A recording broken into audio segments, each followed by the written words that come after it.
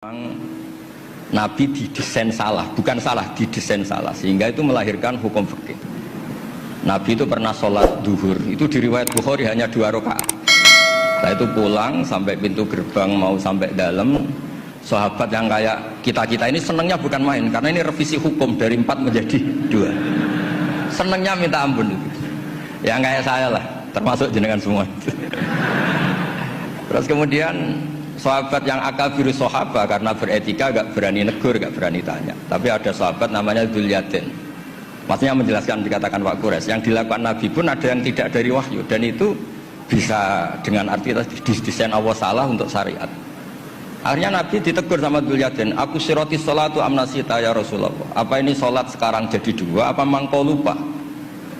Nabi masih menjawab kullu dzalika lam yakun, itu semua gak terjadi. Nabi kembali tanya semua sahabat, ahakun maqalahu Dzulyaden, apa benar yang dikatakan Dzulyaden? Semuanya bilang benar, tadi engkau sholat hanya 2 rakaat. Terus Nabi takbir lagi menambahkan 2 rakaat. Makanya terkenal di kalangan ahli tafsir, Nabi ngendikan ma kuntu ansa walakin unassa li as-sunnah. Saya ini tidak pernah lupa, tapi didesain Allah lupa supaya orang tahu kalau sholat lupa itu kayak apa.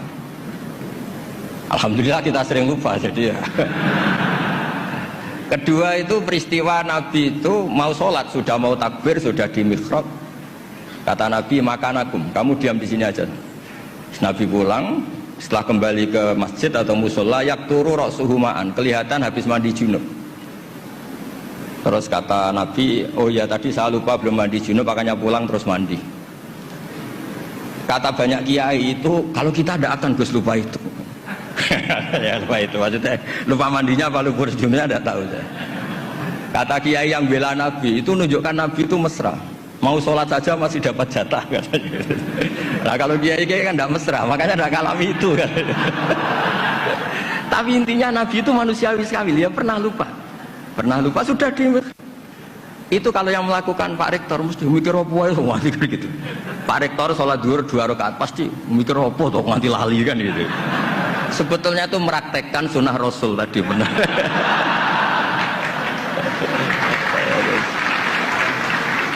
Tidak supaya nanti jenengan nggak salah paham yang dikatakan Pak Quraisy tadi. Memang ada peristiwa furu'iyah yang seperti itu. Yang terakhir saya beri contoh. Sholat qadha itu normalnya tidak wajib. Normalnya secara fikih tidak wajib karena timingnya, waktunya sudah kelewat. Misalnya anak SD atau SMP sekolah jam 2 siang, datang jam 4 sore, kan normalnya sudah nggak ada gunanya karena waktunya sudah selesai. Padahal sholat itu berwaktu. Tapi karena Nabi pernah kodok, Nabi itu pernah, dan Nabi itu memang luar biasa. Pas kodok saja didesain nggak salah. Padahal mestinya kodok itu kan gimana gitu. Nabi itu sudah sekitar 3:30 lalu jam 3 bilang ke Bilal, Bilal saya ini ngantuk mau tidur. Dah tidur saja ya Rasulullah, saya ini mau sholat malam sampai subuh, tenang saja. Ya kalau gitu ikhla' lana lail, kamu jaga, ya tenang aja Nabi. Setelah sholat ternyata Bilal ketiduran juga. sampai sekitar jam 8 kalau setengah 9, sampai tidak membangunkan kita kecuali harus samsi, sampai matahari panas. Terus Nabi tanya, Bilal gimana janji kamu? Katanya Bilal, enak, saya juga ngalami apa yang kau alami ya Rasulullah. Akhirnya terus Nabi nyuruh Bilal, walhasil diadakan sholat jamaah. Nah berkahnya Nabi didesain lupa tadi diketahui kalau sholat qadha itu wajib. Andai kan tidak terjadi kesalahan itu, maka qadha itu tidak wajib karena momentumnya sudah kelewat. Jadi itu yang dengan arti itu tadi, ma kuntu ansa walakin unassa li as-sunnah. Saya ini tidak pernah lupa, tapi sering didesain Allah itu lupa. Supaya orang tahu kalau beribadah pas lupa atau ada kesalahan sosial apa, cara benahinya gimana. Terus yang kedua tentang tadi yang diceritakan Pak Quraisy, belum dikasih nama, iktifa kalau dalam bahasa Balaghah. Quran itu sering pakai bahasa yang iktifa. Iktifa itu menyebut satu karena yang lainnya sudah diketahui. Atau dinisbatkan pada lawan bicara. Misalnya gini, kalau polisi bilang itu dibunuh oleh orang yang nggak dikenal, dicuri oleh orang yang nggak dikenal. Nggak dikenal itu binisbat kepada siapa? Kepada yang punya rumah kan. Kalau yang nyuruh kan tahu, teman malingnya kan tahu. Sodako rahasia, bagi yang dikasih kan tahu.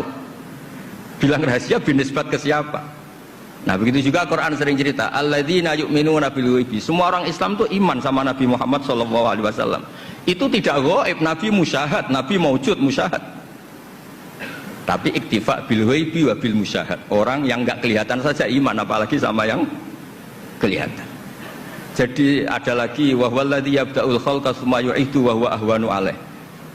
Kalian semua tahu kan langit bumi yang menciptakan saya, maka setelah hancur saya juga menciptakan lagi, dan itu lebih mudah kata Allah. Karena logika manusia adalah mengembalikan materi yang sudah ada lebih mudah ketimbang membuat dari awal. Jadi ada beberapa bahasa yang binisbat lil mukhatab. Sehingga bahasa Quran itu sering pakai misalnya nyun sewu wajadaha taghrub, matahari kamu lihat tenggelam. Allah tidak pernah cerita faidan asyamsu gharibah, matahari tenggelam.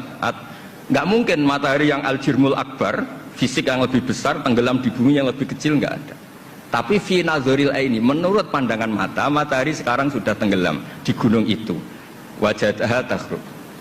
Nah, di ayat-ayat seperti ini Quran sangat fasih sekali. Misalnya ngendikan watarol jibala tahsabuha jamidata wa hiya tamurru marras sahab.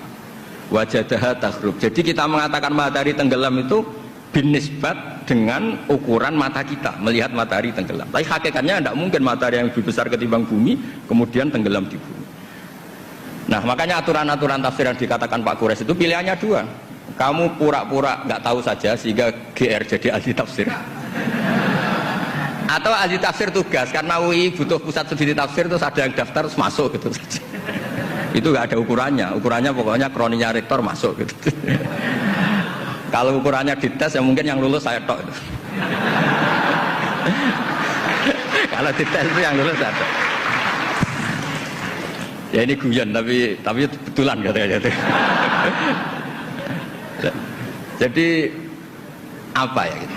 Jadi memang nah yang tadi yang dikatakan Pak Quraisy memang benar, banyak lafaz ta yang lil wahdah bukan lil jinsian. Memang Baqarah itu lil wahdah bukan lil jinsian.